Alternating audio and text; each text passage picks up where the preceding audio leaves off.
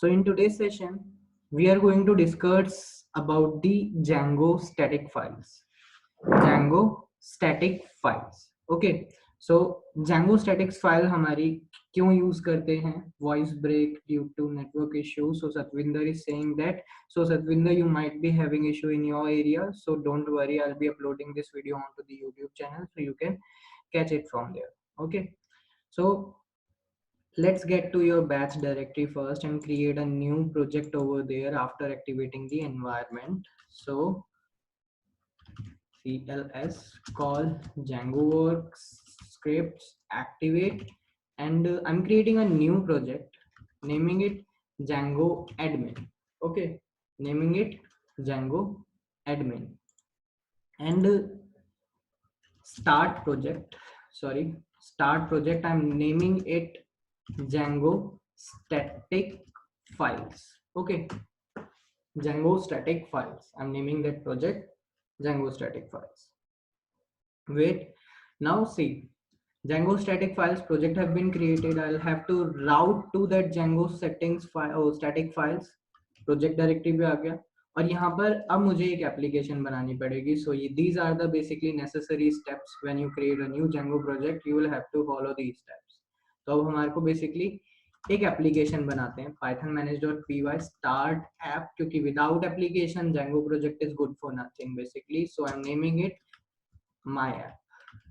Okay, I'm naming it my app, and meanwhile जब तक ये होता है code dot further settings भी हमारे को अपनी applications के लिए करनी पड़ती है. So let's do those further settings as well. Okay, so पहली settings dot py में जाकर अपनी application को register करो. दूसरी सेटिंग टेम्पलेट रिगार्डिंग सेटिंग्स भी अब आपको हमेशा करने की आदत बना लेनी चाहिए कि प्रोजेक्ट लेवल टेम्पलेट्स के लिए भी रजिस्टर कर दो एट द सेम टाइम, और एप्लीकेशन लेवल टेम्पलेट्स के लिए भी आप रजिस्टर कर दो एट द सेम टाइम. तो यहाँ पर मैंने बना दिया एक फोल्डर वेरिएबल जिसका नाम दिया मैंने टेम्पलेट dir. आप एक्चुअली इसको नाम कुछ भी दे सकते हो, ये जस्ट अंडरस्टैंडेबल रहे ये इसीलिए मैं इसको ये नेम देता हूँ. बाकी आप कुछ भी नाम दे सकते हो. os.path.join और os.base dir that we do have, जो हमारे पास ऑलरेडी बनी बनाई दी है Django ने, उसके साथ मैंने ज्वाइन कर दिया एक प्रोजेक्ट टेम्पलेट्स नाम से एक फोल्डर बनाकर. उसको यहाँ पर मैं अभी तो बनाया नहीं है मैंने, लेकिन अब जाकर बनाने वाला हूँ. ये मैंने लोकेशन को यहाँ पर लिंक कर दिया और इधर आकर मैंने ये फोल्डर भी क्रिएट कर दिया. ठीक है, सो फोल्डर भी एक मिनट, ये कौन सा टॉपिक हमने स्टार्ट किया अभी? स्टैटिक्स वाला? हाँ, हम स्टैटिक फाइल्स के बारे में बात कर रहे हैं, लेकिन अभी पहले की ही कॉन्फ़िगरेशन कर रहे हैं. Okay fine sir. सो एप्लीकेशन में सबसे पहले इंस्टॉल्ड एप्स को हमारे को रजिस्टर करना पड़ता है. So my app name was my app. Okay, so मैंने यहाँ पर रजिस्टर करा, और टेम्पलेट्स के लिए जो मैंने यहाँ पर बनाया है बेसिकली, और यहाँ पर भी मेरे को उसे रजिस्टर बेसिकली हैंड ओवर कर दिया मैंने टेम्पलेट dir को. ठीक है, प्लस यूआरएल्स के अंदर बेसिकली जहां से पाथ इंपोर्ट करा था हमने, वहीं से एक और चीज इंपोर्ट करी, इंक्लूड. हम बिल्कुल जो अब मैं सेटिंग्स कर रहा हूँ ये ही आप आगे जाकर जो डिप्लॉयबल प्रोजेक्ट बनाओगे अपना, जिसे आप बनाकर इंटरनेट पे छोड़ोगे, इसी तरीके से आपको एप्लीकेशन हर बार बनानी है उसमें. तो इसमें भी मैंने यही करा कि मैंने यहाँ पर कुछ भी नहीं पे जब रिक्वेस्ट भेजी जाएगी तो मैंने इंक्लूड करवा दिया. ठीक है, अब मैंने इंक्लूड किस चीज को करवा दिया, मैंने यहाँ पर बोला माय ऐप के अंदर एक URLs नाम से फाइल है, एक मॉड्यूल है, उसको मैंने यहाँ पर इंक्लूड करवा दिया कि मतलब मैं अपनी एप्लीकेशन की URLs भी बिल्कुल अलग रखना चाहता हूँ. ठीक है, मैं अपनी एप्लीकेशंस की URLs को भी बिल्कुल अलग रखना चाहता हूँ. इसीलिए अब माय ऐप के अंदर नया urls.py फाइल बनाया हमने. ठीक है, और यहाँ पर भी ऑलमोस्ट सेम ही स्टफ है, लेकिन यहाँ पर हमारे को ये एडमिन भी जरूरत नहीं है और ना ही इसकी जरूरत है, ना ही इंपोर्ट एडमिन की जरूरत है, क्योंकि वो प्रोजेक्ट लेवल पे इंटीग्रेटेड है, वो एक दूसरी एप्लीकेशन की चीज है. तो हमने उसे हटा दिया. मुझे यहाँ पर सिर्फ पाथ चाहिए और एक URL पैटर्न्स नाम से मेरे को बस एक यहाँ पर लिस्ट क्रिएट करनी है. और फिर मैंने यहाँ पर एक URL पैटर्न भी बना लेते हैं लेट्स से. सो मैंने यहाँ पर एक URL पैटर्न बना लिया जिसका नाम हैगा पाथ, और इस पाथ के अंदर लेट्स से हूँ और होम पे या इधर भी मैंने बोला कि नथिंग पे जब रिक्वेस्ट भेजी जाएगी तो हमारा व्यूज, मैंने यहाँ पर बोला करंट वर्किंग डायरेक्टरी में एक व्यूज है, उस मॉड्यूल में से इंपोर्ट करके लेकर आओ। अभी मैंने बनाया नहीं है वो व्यू फंक्शन, लेकिन अब मैं बना दूंगा। तो मैंने बोला होम नाम से एक फंक्शन है, वहां पर से उसे लेकर आओ। मैंने इस होम को फायर करा और इस यूआरएल पैटर्न को, अब हमेशा याद रखना यूआरएल पैटर्न्स को नेम देने कभी भी मत भूलना। तो नेम देना नेसेसरी बना लो अब अपने लिए, नेम देना कंपलसरी है अब यूआरएल पैटर्न्स को, क्योंकि अगर नेम नहीं दोगे तो राउट नहीं कर पाओगे। ठीक है, सो मैंने यहाँ पर नेम भी दे दिया, एक यूआरएल पैटर्न बन के रेडी। लेकिन इसका कॉरस्पॉन्डिंग व्यू फंक्शन तो यहाँ पर है ही नहीं, तो चलो इसका व्यू फंक्शन बनाते हैं। व्यूज पे गए हम और यहाँ पर आकर मैंने एक बना दिया डेफ होम, जिस होम को रिक्वेस्ट मिलेगी, इस रिक्वेस्ट को मैं रिटर्न करूंगा एक रेंडर ऑब्जेक्ट। और यही मैकेनिज्म होता है गाइस, यही स्टैंडर्ड भी होता है, जब जिस चीज की जरूरत पड़ रही है मैं तब उसे बनाता चल रहा हूँ। सी मैंने पहले यूआरएल पैटर्न बनाया, फिर यूआरएल पैटर्न में मेरे को होम फंक्शन यानी व्यू फंक्शन की जरूरत पड़ी, फिर मैं व्यू फंक्शन बना रहा हूँ। अब जब मैं व्यू फंक्शन बना रहा हूँ, इस व्यू फंक्शन को बनाते बनाते मुझे जरूरत पड़ गई, मुझे एक टेम्पलेट पे भी तो राउट करवाना है home.html, तो मेरे को वो टेम्पलेट भी बनानी पड़ेगी। अब इस टेम्पलेट को मैं एप्लीकेशन लेवल पे रखूं या प्रोजेक्ट लेवल पे, ये क्वेश्चन है। तो ये व्यू फंक्शन जो मैं बना रहा हूँ होम, ये एक एप्लीकेशन के अंदर का ही तो पार्ट है। तो मैं इसे एप्लीकेशन लेवल पर ही एक नया फोल्डर बनाऊंगा जिसका नाम रखूंगा बेसिकली टेम्पलेट्स। ओके, टेम्पलेट्स, और इसके अंदर बनाऊंगा मैं इसे, क्योंकि ये मेरी एप्लीकेशन लेवल की टेम्पलेट है। सो यहाँ पर है और यहाँ पर मैंने दे दिया इसका नाम home.html, जो कि मैंने उधर रखा था। फिर यहाँ पर मैंने लिख दिया extends base.html, लेकिन अब मेरी बेस तो बनी हुई नहीं है, तो चलो अब बेस बनाकर आते हैं। अब जो बेस है हमारा वो काफी सारी एप्लीकेशंस के बीच में शेयर होता है, तो ऑब्वियस सी बात है इस एप्लीकेशन के अंदर तो मैं बनाऊंगा नहीं, इसलिए मैंने उसे बनाया प्रोजेक्ट लेवल के अंदर, एक नई फाइल बनाई base.html यहाँ पर। ओके, और इधर मैंने दे दिया html का सिंटेक्स, यहाँ पर से पिक कर लेते हैं क्योंकि VS कोड आपके लिए कोड करने में बहुत मदद करता है फिर। सो HTML का सिंटेक्स पिक कर लिया, और HTML का सिंटेक्स पिक करने के बाद यहाँ पर मैंने बोल दिया HTML5 की एक टेम्पलेट बना दो। इसने बना दी HTML5 की एक टेम्पलेट। फिर इस टेम्पलेट के अंदर वही सेम मैं कुछ बेसिक चीजें ही रखने वाला हूँ फिलहाल, वैसे ही H1 ये हमारा सेम मेन्यू बार है। ओके, उसके बाद नीचे हमारा H1 में ही मैंने यहाँ लिखा हुआ दिया, ये हमारा फूटर है। ओके, और इसके बीच में यहाँ पर हमारे पास एक ब्लॉक अवेलेबल है जो कि हमारी बॉडी है, या body content I am calling it. आप इसे कुछ भी दे सकते हो नाम, बस एक वैलिड आइडेंटिफायर होना नेसेसरी है। आप इसे कुछ भी नाम नहीं दे सकते, जैसे पाइथन में आइडेंटिफायर्स के रूल फॉलो करने पड़ते थे, यहाँ पर भी आइडेंटिफायर के रूल फॉलो करके ही इसे नाम दो। तो यहाँ पर ब्लॉक बनाया है। Plus title is not going to be constant, title के लिए मैं हर बार कॉन्टेक्स्ट में से एक वैल्यू देने वाला हूँ, तो मैंने यहाँ पर लिख दिया टाइटल, तो हर बार कॉन्टेक्स्ट में एक वैल्यू आएगी। मैं यहाँ पर बेस पे कहाँ से आया था, जब मैं होम बना रहा था मैं वहां से बेस पे आया था, जब मेरे को बेस की जरूरत पड़ी, तो अब मैंने ये रिक्वायरमेंट पूरी कर ली। फिर यहाँ पर आकर मैंने बोला कि एक ब्लॉक है जिसका नाम है बॉडी कंटेंट, मेरे को उस ब्लॉक के अंदर डिटेल्स को अब फिल करना है। ठीक है, सो मैंने यहाँ पर लिखा हुआ दे दिया कि यहाँ पर लिखा हुआ आएगा पहले तो एक H1 टैग में होम पेज, ठीक है, होम पेज लिखा हुआ आएगा, प्लस इसके नीचे एक इमेज होगी। ठीक है, सो H1 में होम पेज लिखा आएगा, प्लस इसके नीचे एक इमेज होगी। तो मेरे को HTML वाला स्टैंडर्ड पिक करने दो यहाँ से, जिससे मेरे को हेल्प करे कोड करने में, VS कोड। सो इमेज लेने के लिए हमारे पास क्या करना होता है, हमारे को IMG, SRC, ऑल्टरनेट या सोर्स सेट, आपको ये सारी चीजें बतानी होती है बस। तो सोर्स सेट को हटा देते हैं, सोर्स सेट तब यूज करते हैं जब हमारे को इंटरनेट के कलेक्शन से इमेजेस लानी हो। तो SRC, पहले सोर्स में हम क्या करते थे, हमारे को जिस भी इमेज की लोकेशन देनी होती थी हम वो दे देते थे, दैट्स इट, और ये हमारे लिए हो भी जाता था। तो लेट्स से यहाँ पर हमारे पास ये एक अवेलेबल है फाइल अनटाइटल समथिंग समथिंग लिखा हुआ है इस पे, तो लेट मी रीनेम इट। सो ये एक फाइल है हमारी, ए नाम है जिसका, ठीक है, ये हमारी एक फाइल है जिसका नाम है A. Let me large the icon so you can see, लेकिन ये तो छोटी ही आ रही है, या ये रही हमारी आइकन, ये रही हमारी फाइल ए। इसकी प्रॉपर्टीज जान लो, इसकी एक्सटेंशन जान लो, और इसकी लोकेशन देख लो। सो लोकेशन वाइज ये कहाँ पर है, सी ड्राइव में, यूजर्स में, एनरश में, डेस्कटॉप पर a.png नाम से ये फाइल है, तो मैं इस लोकेशन को कॉपी कर रहा हूँ। नॉर्मल HTML में इस तरीके से आपको ये फाइल्स वगैरह रखनी होती थी, लेकिन Django के अंदर इस तरीके से नहीं होगा। सो ये रही हमारी उस फाइल की एब्सोल्यूट पाथ a.png जो मैंने यहाँ पर दे दिया। ऑल्टरनेट मतलब ऑल्टरनेटिव टेक्स्ट, अगर ये फाइल लोड ना हो पाए तो क्या लिखा है, सो मैंने बोल दिया could not load the image, ये लिखा हुआ आएगा बेसिकली, ठीक है। अगर बेसिकली हमारी वो फाइल नहीं मिली तो ये लिखा हुआ आएगा, अगर वो इमेज लोड नहीं हो पाई तो सिर्फ और सिर्फ। सो हमने ऑलमोस्ट एवरीथिंग कर लिया है फिलहाल, और अब हम अपने सर्वर को रन करते हैं, क्योंकि हमारे को इसका आउटपुट वेब ब्राउजर में देखना है। So Python manage.py run the server, server run करा। आफ्टर रनिंग द सर्वर हम रिक्वेस्ट भेजेंगे, वही सेम जिस तरीके से भेजते थे, ब्राउजर पे ही जाएंगे हम, और हमने रिक्वेस्ट भेजी अपने लोकल होस्ट वाले एड्रेस पे। एनसी हमारा मेन्यू बार है, हमारा फूटर है, लेकिन इमेज लोड नहीं हो पाई, जबकि हमने इमेज का एब्सोल्यूट पाथ दिया था, तब भी वो इमेज लोड नहीं हो पाई, क्योंकि प्रोजेक्ट आपकी बेसिकली प्रोजेक्ट एनवायरनमेंट के बाहर का कुछ ऐसे एक्सेस नहीं कर सकता है, आपको उससे फोर्सफुली करवाना पड़ता है, ठीक है। तो सबसे पहली भी बात, जो जो चीजें प्रोजेक्ट में यूज हो रही है वो प्रोजेक्ट डायरेक्टरी के अंदर होना नेसेसरी है, पहली चीज तो ये, ठीक है।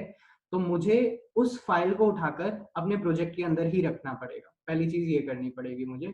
तो स्टैटिक फाइल्स को भी हम दो जगह पे रखते हैं, दो लेवल्स पे रखते हैं। जैसे टेम्पलेट्स को हम दो लेवल्स पे रखते थे, कुछ टेम्पलेट्स हमारी प्रोजेक्ट लेवल होती हैं और कुछ टेम्पलेट्स हमारी एप्लीकेशन लेवल होती है।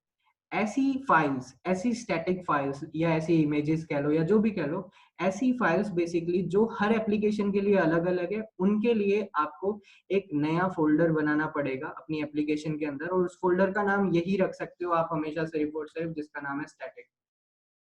स्टैटिक के अलावा और कोई नाम आप नहीं दे सकते, नोट दिस वर्ड्स, स्टैटिक के अलावा आप कोई और नाम नहीं दे सकते एप्लीकेशन लेवल टेम्पलेट या एप्लीकेशन लेवल स्टैटिक फाइल्स के लिए, ठीक है। वही टेम्पलेट्स वाले रूल्स हैं। इसके अंदर आप जो फोल्डर बनाना चाहते हो वो बनाओ, आपकी मर्जी है। तो मैंने बोला स्टैटिक के अंदर इमेजेस को कैटेगरी करने के लिए मैंने एक इमेजेस बना दिया। फिर मैंने क्या करा, ये जो हमारी ए फाइल है इसको मैंने यहाँ से कॉपी करा और राउट टू आवर प्रोजेक्ट डायरेक्टरी, जो कि हमारी बेसिकली क्या नाम था उसका, Django static files, my app static के अंदर, और यहाँ पर इमेज के अंदर मैंने यहाँ लिख दिया, रख दिया वो फाइल लाकर, ये रही हमारी फाइल, ठीक है। ये फाइल हमने यहाँ पर लाकर रख भी दी है और ये एब्सोल्युटली फाइनली यहाँ पर प्लेस हो चुकी है। जब भी आप अपने प्रोजेक्ट के अंदर कोई फाइल डालो या हटाओ ना, तो एक चीज करना कभी मत भूलना, वो है सर्वर बंद करके चालू करना, यानी कि सर्वर रिस्टार्ट करना, क्योंकि सर्वर रिस्टार्ट करने के बाद ही और फाइल्स को कंसिडरेशन में लिया जाता है, बाकी उससे पहले नहीं लिया जाता है। तो अब मैंने सर्वर को कर दिया अपने restart, Python manage.py run server कर दिया अगेन, ठीक है। So run server, wait, server is getting run, okay. So server is running, server is running and again request भेजी, बट स्टिल वो इमेज तो लोड नहीं हुई। तो अब हमारे को लोकेशन में थोड़ा सा चेंज करना है। अब लोकेशन में हमारे को चेंज क्या करना है, अब हमारे को वो एब्सोल्यूट पाथ तो हम उसका देंगे नहीं, एक टैग और लगाना पड़ेगा आपको। और याद रखना एक्सटेंड्स से ऊपर कोई भी आप Django का टेम्पलेट टैग नहीं लगा सकते, एक्सटेंड्स के नीचे ही होगा। एक टैग है हमारा जिसका नाम है लोड स्टैटिक। इसकी हेल्प से क्या होता है, जिस भी टेम्पलेट में अगर आपको स्टैटिक फाइल्स को यूज करना है, उस टेम्पलेट फाइल में आपको ये टैग लगाना नेसेसरी है, ठीक है। इससे Django उस टेम्पलेट के लिए स्टैटिक फाइल्स को प्रिपेयर करके रखता है। इस टैग से उसे पता लगता है Django को कि इस प्रोजेक्ट मतलब इस टेम्पलेट के अंदर स्टैटिक फाइल्स भी यूज होने वाली हैं, तो लोड स्टैटिक ये टैग हमारे को लगाकर रखना ही पड़ेगा, नेसेसरी है, ठीक है। इसके बाद मैंने यहाँ पर क्या करा, अब जब ये आ चुका है, फिर यहाँ पर एक और टेम्पलेट टैग है जिसका नाम है स्टैटिक। इस तरीके से आपको लिखना पड़ेगा स्टैटिक, ठीक है। इस टैग को लिखने के बाद अब आप इस लोकेशन तक ऑलरेडी पहुंच चुके हो, मतलब इस फोल्डर तक ऑलरेडी पहुंच चुके हो, जो स्टैटिक वाला फोल्डर है यहाँ तक पहुंच गए। उसके अंदर एक और फोल्डर अवेलेबल है ना, इमेजेस नाम से, इमेजेस, उसके अंदर a.png नाम से फाइल अवेलेबल है, तो मैंने उसका एड्रेस दिया। तो मतलब हम स्टैटिक तक इस स्टैटिक टैग से ही पहुंच गए हैं, लेकिन उसके बाद अंदर जो भी आपने फोल्डर बनाए, जो भी आपकी फाइल का नाम है, वो आपको फर्दर देना पड़ेगा। सेव करा इसे, टेम्पलेट हुई सेव हमारी। वापस से चलते हैं अब रिफ्रेश करके देखते हैं तो सी हमारी इमेज यहाँ पर लोड हो चुकी है। ठीक है, हमारी इमेज यहाँ पर लोड हो चुकी है। Is this clear to all of you guys how we can load the only, not only for this, आप जरूरी नहीं सिर्फ और सिर्फ इसके लिए करो, आपको CSS फाइल्स बनानी है अपनी HTML के साथ लिंक करने के लिए, जो भी बनानी है वो सब आपको इसी तरीके से लोड करनी पड़ेगी। ठीक है सर मुझे एक चीज नहीं समझ में आई सर।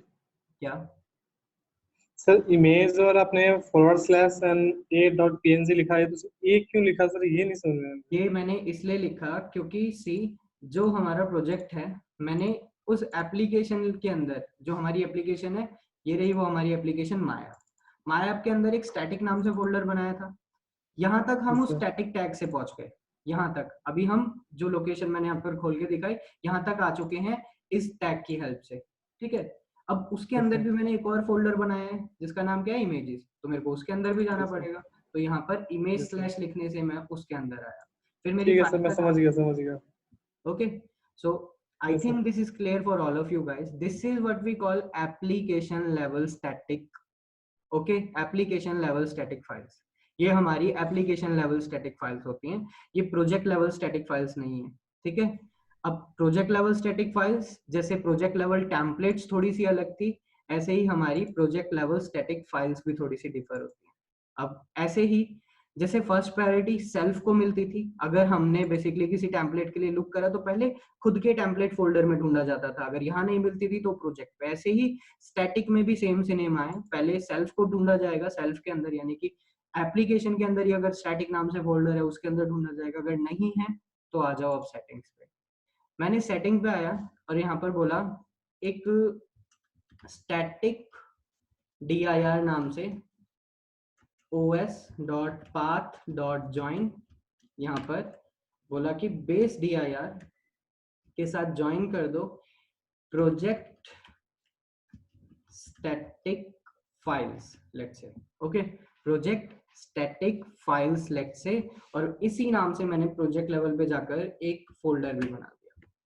ठीक है, so let's go over there, और यहाँ पर आकर मैंने एक फोल्डर बना दिया है md विद दिस नेम, बन चुका फोल्डर। यहाँ पर आकर देखोगे तो हमने एप्लीकेशन बंद करी, प्रोजेक्ट बंद करा, तो सी हमारे पास अब एक प्रोजेक्ट स्टैटिक फाइल्स नाम से भी फोल्डर अवेलेबल है और प्रोजेक्ट टेम्पलेट्स भी है। हमने ये वेरिएबल तो बना दिया, लेकिन नीचे आपको कहीं पे स्टैटिक फाइल्स को देने वाली लिस्ट नहीं मिलेगी, जैसे टेम्पलेट्स को देने वाली लिस्ट मिल गई। यहाँ पर आपको कोई स्टैटिक फाइल्स को देने वाली लिस्ट नहीं मिलेगी। यहाँ पर सबसे एंड में ये हमारी लोकेशन होती है जहाँ पर हम स्टैटिक मतलब लोकेशन रिगार्डिंग बनाते हैं। सो वेट, लोकेश इज आस्किंग कि सर आपके फोल्डर के अंदर नाम स्टैटिक ही देना कंपलसरी है? यस, अगर एप्लीकेशन लेवल आप स्टैटिक फाइल्स बना रहे हो तो आपको उसको नाम स्टैटिक ही देना पड़ेगा फोल्डर का, उसके अलावा आप कोई और नाम नहीं दे सकते। ओके, जैसे टेम्पलेट में होता है एप्लीकेशन लेवल टेम्पलेट्स, इसलिए इसी में भी स्टैटिक ही देना पड़ेगा। और जो लिस्ट मैं यहाँ पर बनाने वाला हूँ उसका नाम भी आपको यही रखना है इसी केस में, static files, static files guys. Okay, static file नहीं, स्टैटिक फाइल्स अंडरस्कोर DIRS, ये आपको एक नई लिस्ट बनानी पड़ेगी। जेंगो की इस लिस्ट को आपको नाम यही देना है, क्योंकि जेंगो इंटरनली इसी लिस्ट के लिए लुक करने वाला है अपनी स्टैटिक फाइल्स की लोकेशंस के लिए। ठीक है, सो आपको यही नाम देना पड़ेगा, यही कंपलसरी है, इसके अलावा और कोई नाम इस आप लिस्ट को नहीं दे सकते, ये आपको याद रखना पड़ेगा। फिर जो हम ऊपर बनाकर आए थे स्टैटिक dir, वो हमने यहाँ पर जस्ट हैंड ओवर कर दिया। ठीक है, जो भी हम ऊपर स्टैटिक dir बनाकर आए थे ओवर हेयर, वो हमने यहाँ पर हैंड ओवर कर दिया। जिस तरीके से हमने टेम्पलेट बनाया था, टेम्पलेट बनाकर हमारे पास बस चेंज ये है कि हमारे पास टेम्पलेट के वेरिएबल को देने के लिए लिस्ट ऑलरेडी अवेलेबल थी, लेकिन स्टैटिक के लिए हमारे पास कोई लिस्ट नहीं है, इसलिए हमने एक लिस्ट बनाई और उस लिस्ट का नाम स्टैटिक फाइल्स DIRS के अलावा कुछ भी नहीं हो सकता, बीच में अंडरस्कोर देना ही पड़ेगा, इसी केस में देना पड़ेगा, बिल्कुल सेम नेम देना पड़ेगा, ये कंपलसरी है। स्टैटिक dir को आप कुछ भी नाम दे सकते थे, यहाँ पर ऊपर बनाते टाइम इसको कोई भी नाम दे सकते थे, इसमें कोई इशू नहीं है, लेकिन इस लिस्ट को आपको नाम यही देना पड़ेगा। ठीक है, सो ये हो चुका है हमारा। इसके बाद अब अगर मेरे को किसी और फाइल को लोड करना हो जो प्रोजेक्ट लेवल पे रखनी है मेरे को, ऐसी किसी फाइल को, लेट्स से कि हमारी यहाँ पर base.html अवेलेबल है, तो मुझे इसमें एक CSS फाइल के साथ लिंक क्रिएट करनी है। अब जब ये प्रोजेक्ट लेवल टेम्पलेट है हमारी, तो इसको जो फाइल्स इसके लिए मैं रखूंगा वो भी प्रोजेक्ट लेवल पे ही रखूंगा। तो मैंने यहाँ पर बोल दिया कि मुझे लिंक बनानी है, मुझे लिंक करना है, रिलेशन क्रिएट करना है CSS के साथ। सो यहाँ पर लिखा हुआ आ गया CSS। लेकिन इस टेम्पलेट में अब आपको स्टैटिक फाइल्स को यूज करना है, तो यू नो दैट आपको क्या लगाना पड़ेगा, आपको यहाँ लगाना पड़ेगा लोड स्टैटिक टैग। ये लगाना ही पड़ेगा, नेसेसरी है, इसके बिना लगाए आपकी स्टैटिक फाइल्स आप यूज ही नहीं कर सकते। इसके बाद यहाँ पर आकर ये href के अंदर डायरेक्ट फाइल का नाम देने की बजाय स्टैटिक टैग के अंदर आपको अपनी फाइल का नाम देना पड़ेगा। ठीक है, तो मैंने बोला प्रोजेक्ट लेवल पे एक CSS नाम से फोल्डर होगा, उसके अंदर style.css मैं बनाऊंगा। ओके, अभी बनाई नहीं है, लेकिन इस फाइल्स इस प्रोजेक्ट के अंदर एक नया फोल्डर बनाते हैं विद नेम CSS, और इसके अंदर भी एक और मैंने फाइल बनाई, इसके भी अंदर बेसिकली इस CSS के अंदर एक नई फाइल क्रिएट करी जिसका नाम दिया मैंने style.css। ठीक है, और यहाँ से मैंने डायरेक्टली बॉडी टैग को टारगेट करते हुए, मैंने यहाँ पर डायरेक्टली बॉडी टैग को टारगेट करते हुए जस्ट उसका बैकग्राउंड कलर चेंज करा है। ठीक है, सो CSS का कोड लिख रहा हूँ मैं यहाँ पर, बैकग्राउंड कलर चेंज कर रहा हूँ जिससे आपको वो दिखे कि लाइक चेंजेस हुए भी हैं या नहीं हुए। सो बैकग्राउंड कलर मैंने एक्वामरीन कर दिया। ठीक है, और हमने अपने जो बेस टेम्पलेट है उसके अंदर वहां पर हमने रिलेशन भी क्रिएट करा हुआ है, और रिलेशन क्रिएट करके इस टेम्पलेट के साथ इनहेरिटेंस परफॉर्म हो रखा है इस होम पे। तो इनडायरेक्टली मैं बोलूं जो CSS उस बेस पे अप्लाई हुई वो CSS इस टेम्पलेट पे ऑटोमेटिकली ही अप्लाई हो चुकी है। क्यों? क्योंकि इनहेरिटेंस रिलेशन हम जानते हैं, पेरेंट्स की प्रॉपर्टीज हमारे चाइल्ड को भी मिल जाती हैं, वही होता है हमारा इनहेरिटेंस। तो इसमें टेम्पलेट इनहेरिटेंस में भी यही हुआ है। अब मेरे को बस एक बारी सर्वर मेरा रीस्टार्ट करना है। सो python manage.py run the server, wait for a while, so everything goes well। यहाँ पर आया, रिफ्रेश करा मैंने पेज को, सी कलर अप्लाई हो चुका है, मतलब हमने प्रोजेक्ट लेवल पे भी अपनी स्टैटिक फाइल्स को पुट कर दिया है। Okay, is this understood to all of you guys how we can put the files at project level, static files at project level and the application level? Is this clear to all of you guys? For any one of you? So Shivani is saying yes. Sir एक question है। Yeah, ask. Sir आपने जैसे यहाँ पे आपने एक बना रखा है So base Neeraj is also HTML अपना बनाया है ना, बेस क्या बनाया है? सर बेस HTML आपने एक फाइल बनाया है ना? हाँ हाँ, डेफिनेटली एक टेम्पलेट बनाई है हमने base.html, ये रही। सर इसमें आपने यहाँ पे मतलब यहाँ पे लिंक आपने जनरेट करा है, वहाँ पे स्टैटिक्स यूज करा है। या अगर बिना प्रोजेक्ट स्टैटिक्स के अंदर, यूज करे, हाँ, प्रोजेक्ट के अंदर आप कभी भी किसी फाइल का पाथ डायरेक्टली नहीं दे सकते, स्टैटिक की हेल्प से ही देना होता है। सर मैंने अगर ये यूज नहीं करा होता और ऐसे में सोचता कि बैकग्राउंड यूज मतलब बैकग्राउंड कलर लगा सकूं, तो क्या यूज कर सकता है ऐसे बिना यूज किए ये? ऐसे आप इस स्टाइल CSS तक पहुंच ही नहीं सकते बेसिकली, मैं बताऊं तो।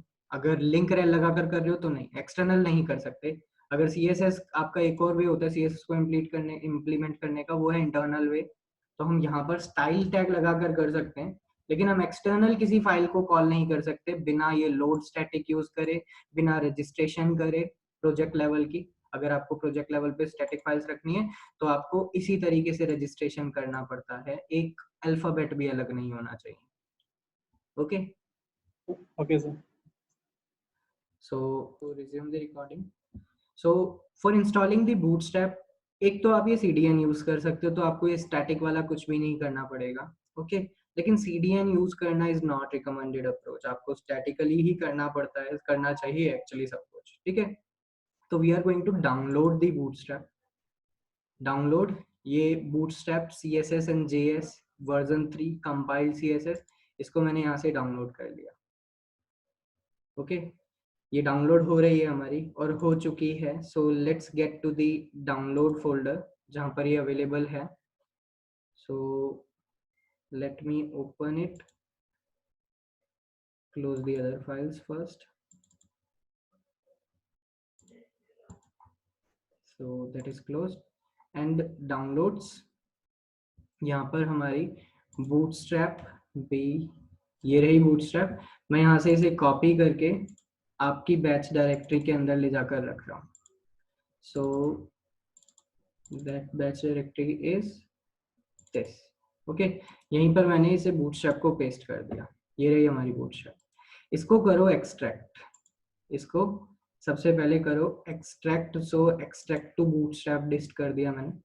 फिर ये जो फोल्डर आपको मिला, इस फोल्डर के अंदर JS एंड CSS अवेलेबल है, इसको यहाँ से कर लो कॉपी। ठीक है, कॉपी करने के बाद या कट कर लो, जो भी करना है। जिस भी प्रोजेक्ट के अंदर आप इसे पुट करना चाहते हो, प्रोजेक्ट लेवल पे रखना चाहते हो तो प्रोजेक्ट लेवल वाली स्टैटिक फाइल्स के अंदर डालो, और एप्लीकेशन लेवल पे रखना चाहते हो तो एप्लीकेशन लेवल।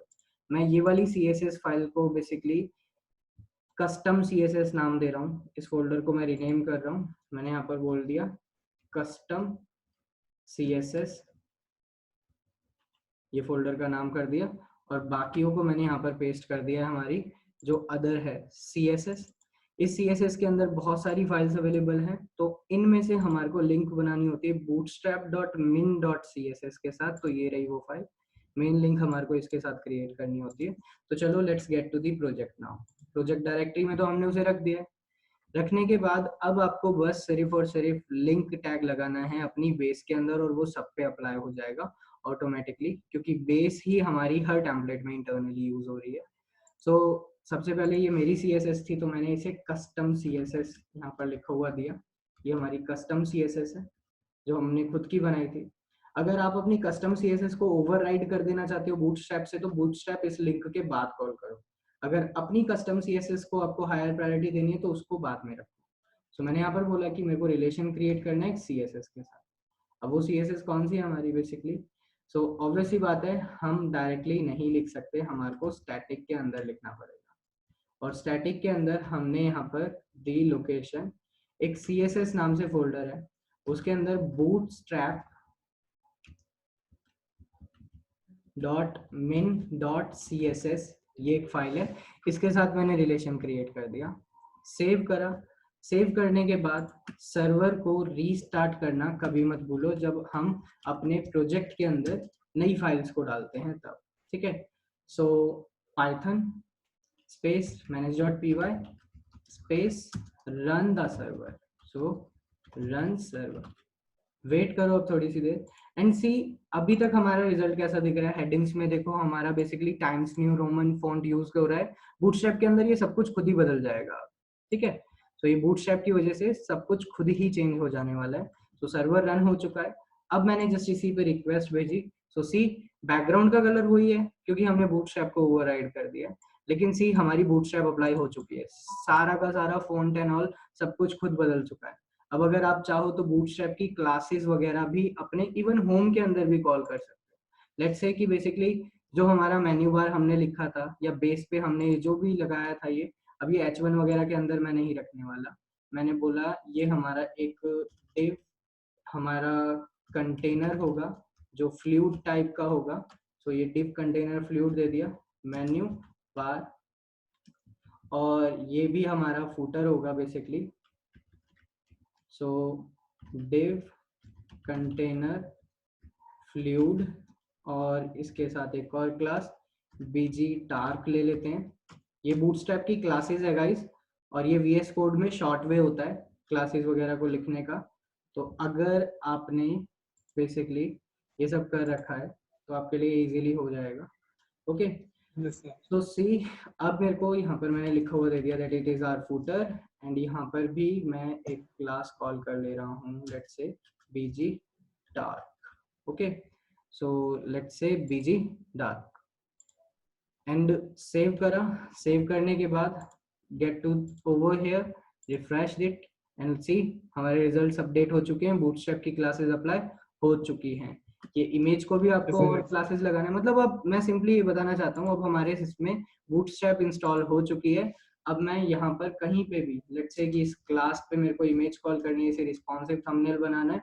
सो ये बूटस्ट्रैप की क्लासेस हैं img थंबनेल, जिससे हमारी रिस्पॉन्सिव थंबनेल काइंड की इमेज बन जाती है। तो अब ये हमारी रिस्पॉन्सिवनेस भी धीरे-धीरे।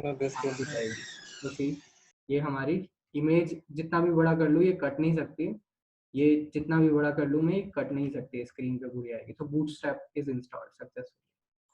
So is this clear to all of you guys how you can install this static data? Sir